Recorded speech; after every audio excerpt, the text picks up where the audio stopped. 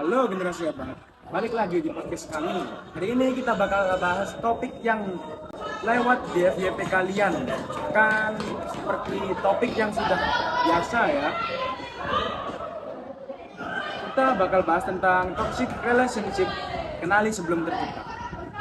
Di sebelah saya sudah ada Mas Ananda Amirul dan di sebelah saya sudah ada Mas Hasbi.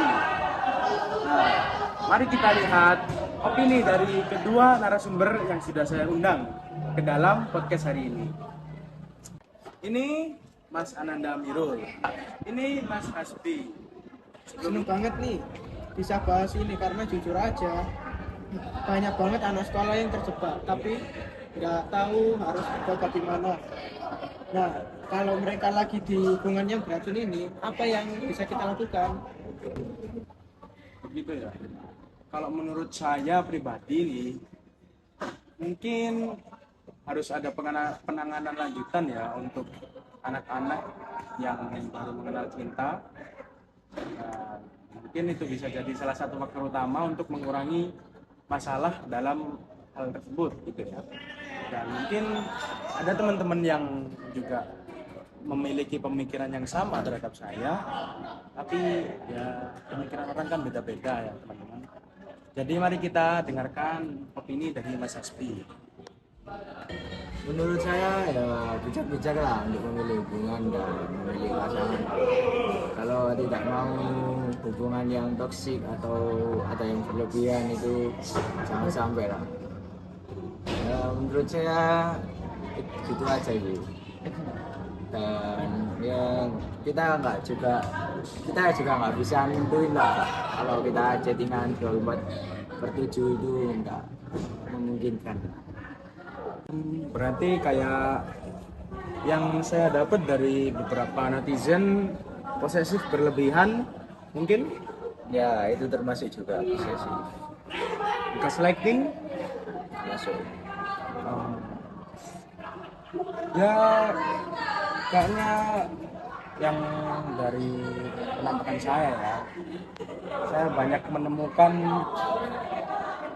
ya beberapa kasus terhadap wanita seperti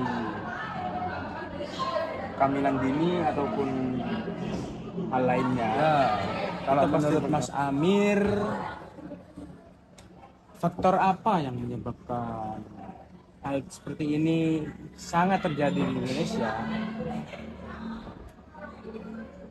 Faktornya itu karena terbelakangan mental. Keterbelakangan mental sama kurangnya perhatian dari orang tua. Situasinya juga ya edukasinya ya juga kurang mumpuni.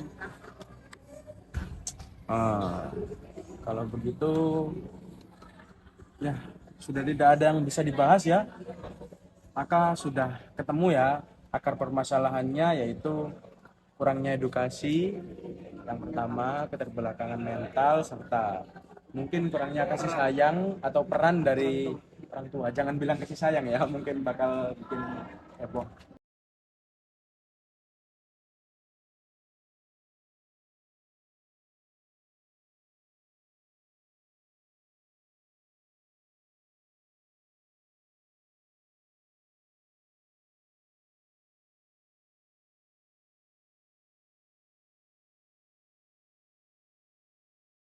Ya mungkin hanya itu yang dapat kami sampaikan.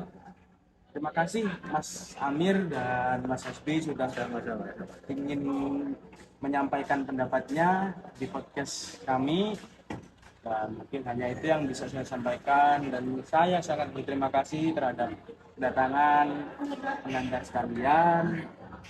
Ya, cukup sampai di sini. Terima kasih. Saya tutup. Wassalamualaikum warahmatullahi wabarakatuh.